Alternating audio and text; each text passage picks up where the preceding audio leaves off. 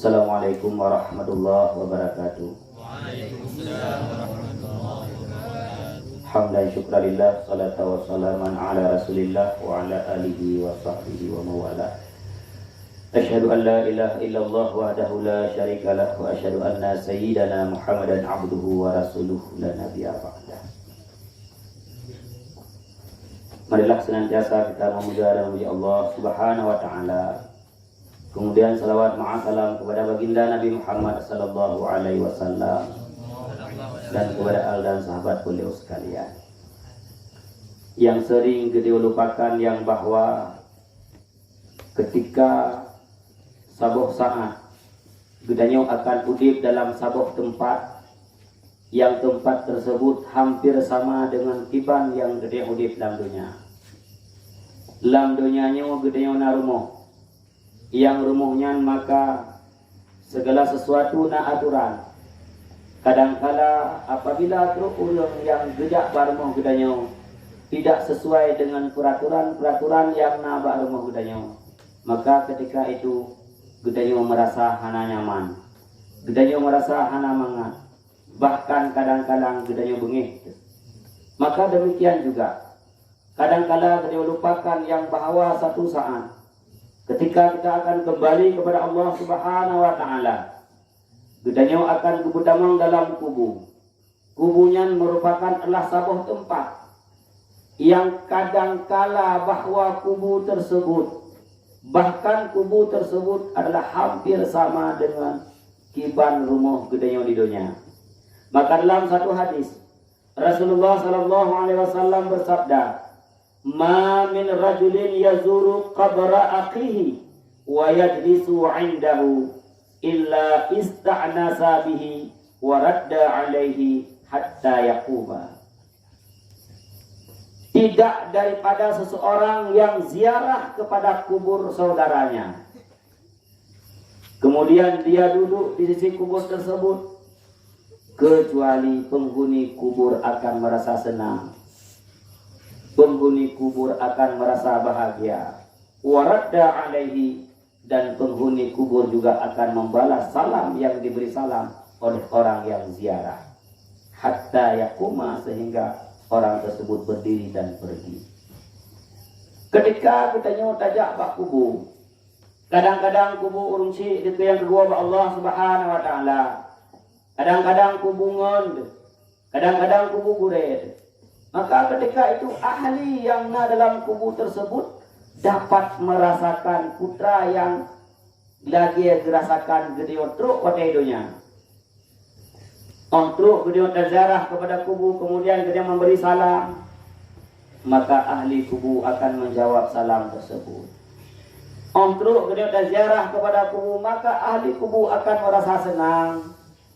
Maka ahli gedeon yang kadang-kala tua tu bahwa nangan gedayo yang kagua pada Allah Subhanahu wa taala, na saudara-saudara gedayo yang kagua pada Allah Subhanahu wa taala, na urungsi gedayo yang kagua pada Allah Subhanahu wa taala, tua gedayo untuk tajarah kubur.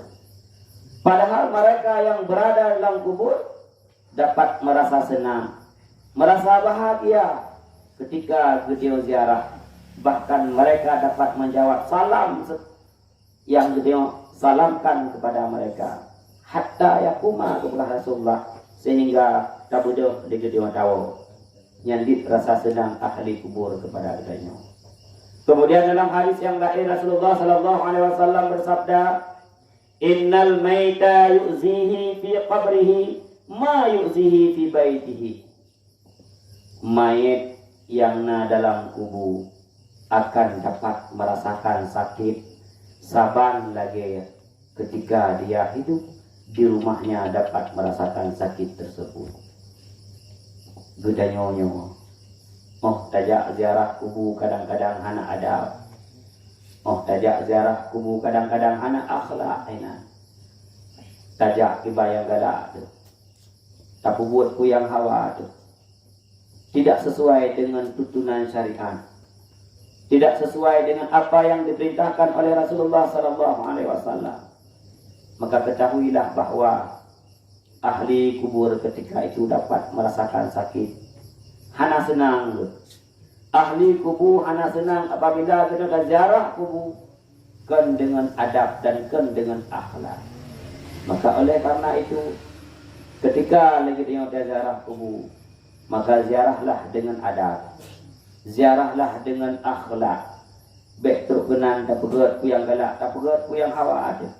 Padahal mereka kata Rasulullah, innal maita yu'zihi fi qabrihi ma yu'zihi fi baitihi.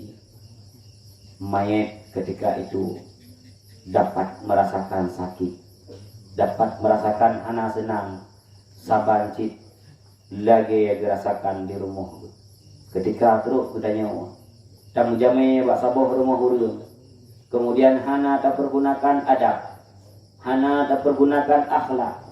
Katakanlah saja ketika kita sampai kepada rumah saudara orang, salam hana dabi, pintu dah buka, dah mengaju, silap hana tasut, maka rumah akan merasa bengek, rumah akan merasa tidak senang. Begitu juga ahli-ahli kubur, ketika kita ziarah tidak menggunakan adab dan akhlak. Oleh karena itu, ketika kita ziarah kubur, maka ziarahlah dengan akhlak dan adab.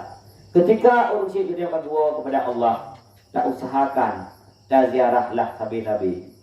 Menyegedaya tajak tabi-tabi, usahakan setiap Jumat, tiap-tiap uro Jumat, gedenya tak ziarah urusi itu, tamu doa, tamu laki, tabri salim, dan mudah-mudahan dengan gedenya ziarahnya, maka kubur urusi gedenya kepeluah oleh Allah Subhanahu Wa Taala, kepeterang oleh Allah Subhanahu Wa Taala, maka dijadikan oleh Allah Taala kubur urusi gedenya Allah satu taman daripada taman surga, dan dijadikan oleh Allah Subhanahu Wa Taala kubur urunci kita yang adalah sebuah lubang daripada lubang neraka.